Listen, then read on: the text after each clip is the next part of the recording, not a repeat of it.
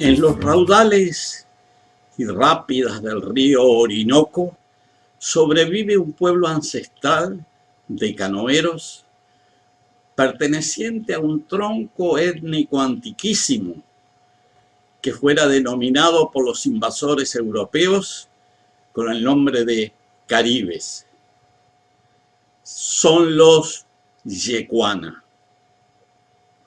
Guaremo Yecuana, conocido entre los criollos como Francisco Díaz, es un experto conocedor de los raudales rápidas que bajan del Guachamacare y del Duida, que son cerros elevados y mesetiformes, habitualmente conocidos como tepuis, para alimentar al pequeño pero caudaloso río Cunucunuma, que es un enérgico afluente del río Orinoco. Con la ayuda hábil de su mujer, Guaremo puede guiar su bongo, que es una canoa tradicional, en plena noche, tanto aguas arriba como aguas abajo, aún en la seca más prolongada, cuando los bajos fondos rocosos asoman por todas partes.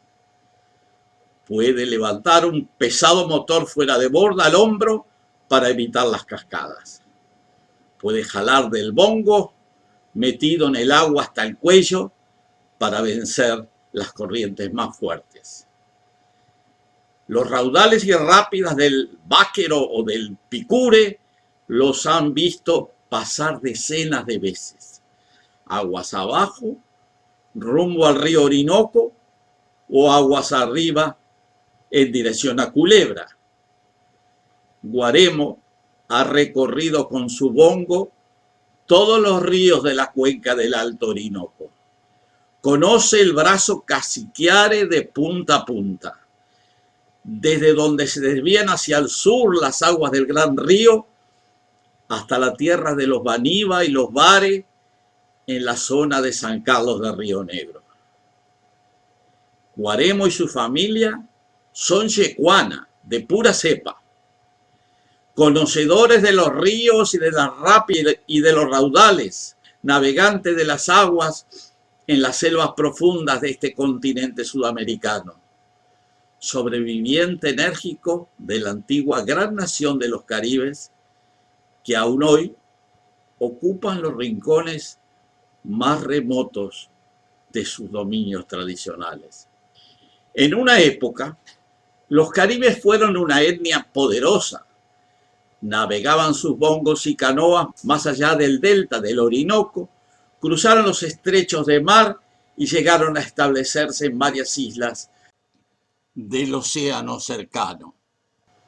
Después vinieron los invasores cruzando los mares, capturaron miles de caribes para trabajar en sus plantaciones de azúcar de Santo Domingo y Cuba, ocuparon las tierras de la costa, arrinconándolos de a poco en los lugares más difíciles. Los caribes cariña se refugiaron en las sierras o emigraron hacia el este, permaneciendo en el valle del Cuyuni y otras zonas apartadas de la Guayania. Los yecuanas, por su parte, remontaron los ríos hacia el sur, ubicándose en la cuenca alta del Ventuari, del Cunucunuma y en el Caura. Es en esa zona donde sobreviven más de 3.000 yecuanas, concentrados en unas 25 comunidades. Allí abren sus conucos, cultivan su yuca, preparan su casabe y yaraque y pescan en los torrentosos ríos dependientes. Son los descendientes de los Maquiritare, los señores de los ríos. Cada vez que el bongo de Guaremo logra bajar o subir los difíciles raudales del Cunucunuma, se repite una ceremonia de larga data. En los yecuana, el mundo de la floresta, superando todas las pérdidas y destrucciones, todavía subsiste. En sus territorios ancestrales se encuentran algunas de las raíces más viejas del universo americano. es la sobrevivencia de lo más antiguo. De lo más auténtico.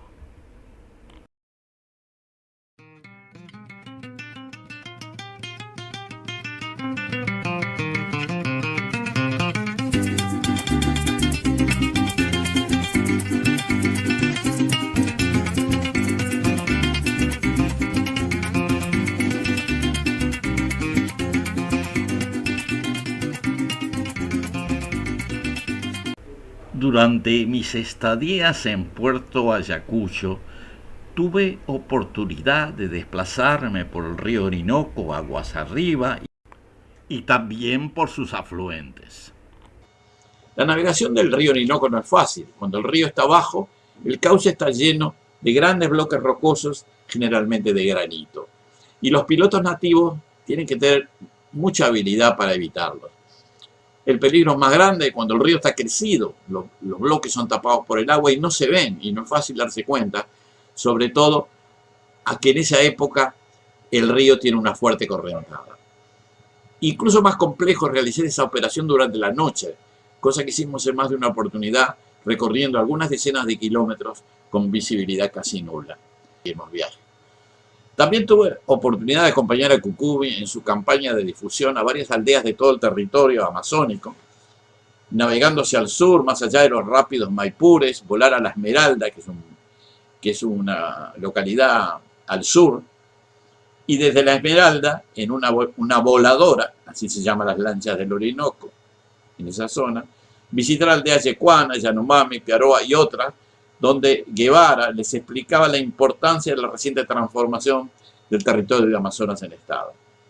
En esa oportunidad tuve suerte de poder navegar el Alto Orinoco en varios tramos con militantes indígenas de Orpia, incluyendo el Caño Casequiare, y remontar el río Cunucunuma, que desciende desde el espectacular Tepuy del Duida, en medio de cascadas ruidosas. Aclaro que los Tepuy son cerros altos, mesetiformes, que a menudo se elevan solitarios en medio de los relieves llanos y suavemente ondulados de la Orinoquía. Ese río Cunucunuma, que presenta fuertes pendientes, lo remontamos con lancheros yecuanas que demostraron una capacidad impresionante para superar las rápidas y saltos de agua de ese río. Incluso sus niños, sus hijos, iban con nosotros y parecían peces, se sumergían, aparecían de pronto en otro lugar y nadaban realmente como peces. En las noches las pasamos durmiendo a la luz de la luna sobre pequeñas islas arenosas en el cauce del río Cunucunuma, comiendo tapioca, que es una serie de harina de mandioca o yuca que previamente sometía a un lavado prolongado en el agua del río. Tendidos en la arena de esa pequeña isla, hasta escuchamos las extrañas conversaciones nocturnas de los delfines fluviales, que venían a curiosear a estos extraños seres que descansaban tan cerca de su reino fluvial. El interés del Caño Casequiare es que es un río que tiene 326 kilómetros de largo y es bastante ancho y tiene un caudal respetable y comunica el río Orinoco con uno de los principales afluentes del río Amazonas, que es el río Negro o Guayana. Esto es un fenómeno muy raro, un río que comunica dos cuencas totalmente diferentes y que permite la navegación entre ellas. Es un único caso con esta característica a nivel mundial.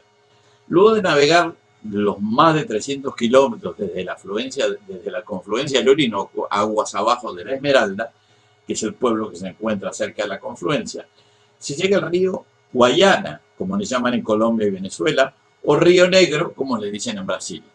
Se llega a una pequeña población que se llama San Carlos del Río Negro. Este río Negro tiene un caudal medio en su desembocadura de casi 30.000 metros cúbicos por segundo y una longitud de 2.250 kilómetros.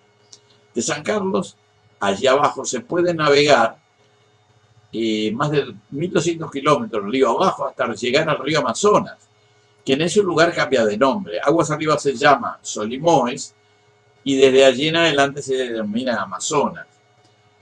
En esa confluencia, el río Negro, que desemboca en este Solimoes Amazonas, está la ciudad de Manaos, una gran ciudad con 2 millones de habitantes y que es la capital del estado de Amazonas en Brasil. El recorrido que falta para llegar al delta del Amazonas es de 1.400 kilómetros, que se pueden hacer fácilmente porque hay barcos y lanchas que hacen el recorrido hasta la ciudad de Belém, en la desembocadura del río, en una semana de navegación.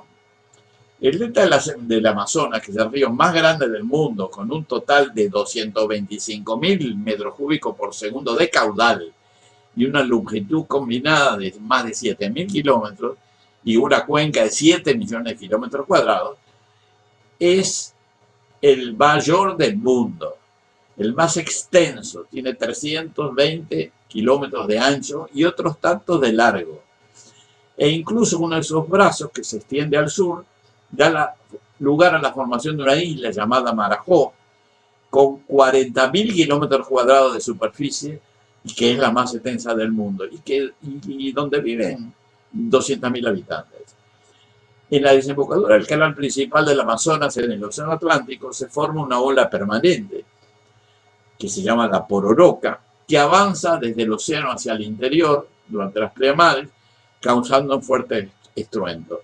Desde hace unos años, en la Pororoca, se realiza un festival surfístico con mucha afluencia turística. Y bueno, esta es un poco la historia de la navegación entre el delta del Orinoco y el delta del Amazonas, los dos ríos, dos de los 3 ríos más grandes de América del Sur.